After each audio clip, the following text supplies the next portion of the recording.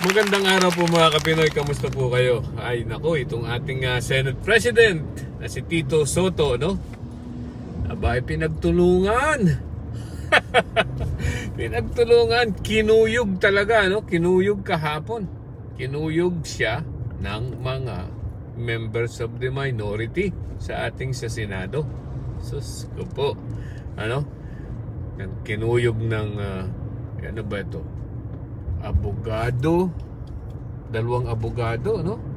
At isang former military, ano? Wow, lang niya. Sino sinasabi ko, ano? Etong mga kumuyog kay Senator Tito Sotto, sa Senate President Tito Sotto, kinuyog siya ni Marcoleta, ni si Alan Peter Cayetano, at ni Bato, no? Bato de la Rosa. Ang galing, ano?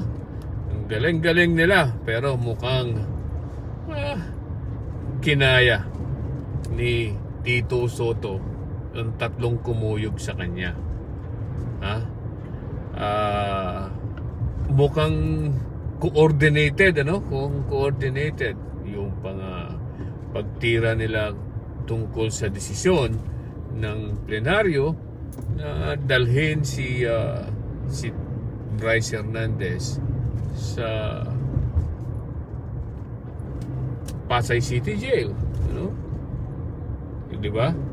So ito pang si Bato de la Rosa ay siyempre nagalit, ano, doon sa mga comments ng ni Tito Sotto, yung kanyang opinion na ang tawag dito, mamatay kayo sa inggit, parang correct me if I'm wrong, doon po sa interview kay Tito Sotto, sa isang vlog, ano, ng isang sikat na komentaryo, ano. So yeah, Object on road reported ahead. pero hindi yan ang ating pag-uusapan ngayon. Napansin ko lang po, talagang ano, kinuyog siya. Okay, so pag-usapan natin itong galawan itong mga district engineers, ano. Itong sila Bryce Hernandez, itong si Alcantara, at saka itong galawan itong mga Diskaya, no. Itong mga lumalabas na sangkot ngayon, ano? Lumalabas na sangkot ngayon dito sa flood control projects na to, sa Project Scam. Napansin nyo, hindi sila nahihiya, hindi sila nagkikimi na maglabas ng kanilang mga kinurakot, ano? Hindi sila nahikimi. Itong mga Diskaya, talaga namang what we call this, naglalabas kung gaano karami sa sasakyan nila, kung gaano kadami yung kanilang kinita, kung mga mansion nila, yung mga kontrata nila, ano. Nung unang sabi nila, kinikita nila 2 to 3%. Of course, hindi naniwala ang mga tao.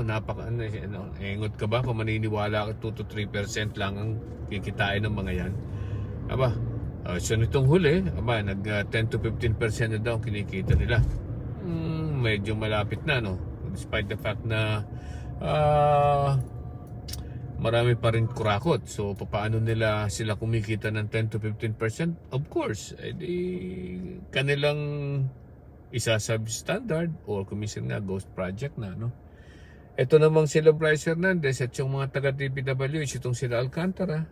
Tingnan nyo naman, ano, kung mag-drive pala itong mga to papuntang trabaho, ay naka-sports car, ano? At balita pa ay meron daw bahay sa Forbes Park itong si Bryce Hernandez. I don't know, that is medyo chismis na po yan, ano? Pero hindi natin alam. Pero kung meron man silang bahay, sabi ni Secretary Vince Dizon, o yung mga nakaw na properties na yan, galing sa mga corruption acts, Ayan po, siyempre kukuhanin nila, i-freeze nila. Katulad itong nagsimula na sila ng paggawa ng freezing of assets. Ano?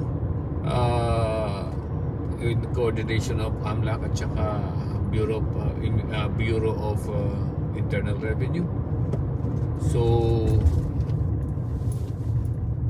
i-freeze na nila yung mga assets itong mga to. Okay? So, kukuhanin itong mga to. Definitely may makukulong dito. Hindi lang natin alam kung hanggang saan ang makukulong dito. Kasi yung po mga ghost projects, maliwanag po yan. Ano? Maliwanag sa sikat ng araw na meron diyang makukulong yung mga ghost projects na yan. Ano, yung mga pumirma, yung mga kontratista, and everyone who is involved. Ano? Yan ang mangyayari diyan. Tapos, ito naman si Jingo Estrada at saka si Joel Villanueva, of course, ano? Kanya-kanyang sagipan ng puwet. They're saving their own asses, ano? Itong dalawa ay nag-privilege speech at sinasabing handa daw silang magbigay ng what we call this, ng waiver sa secrecy of bank deposit. Of course, may makikita kami dyan. Wala. Alam niyo kung bakit? Kasi wala naman sa pangalan nila yung mga pera na yun di ba?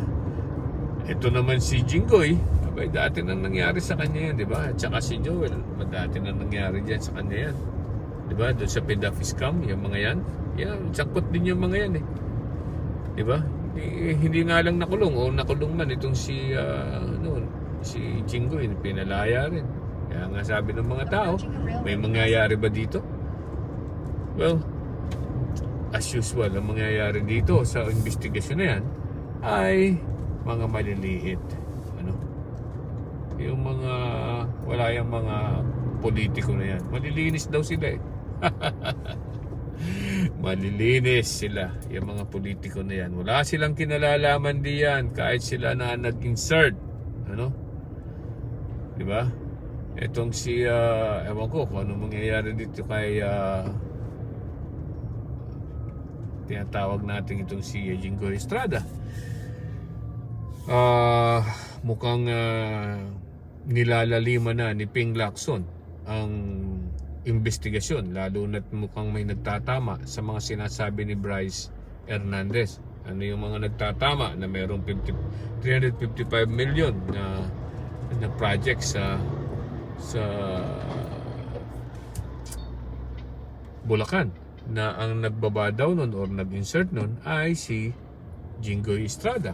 So may nakita pong 355 million na and then meron na pong nakitang CCTV na itong contractor ng 355 million na yun, isa sa mga contractor ng mga project doon sa nakasama ng 355 million ay nagpunta sa Senado.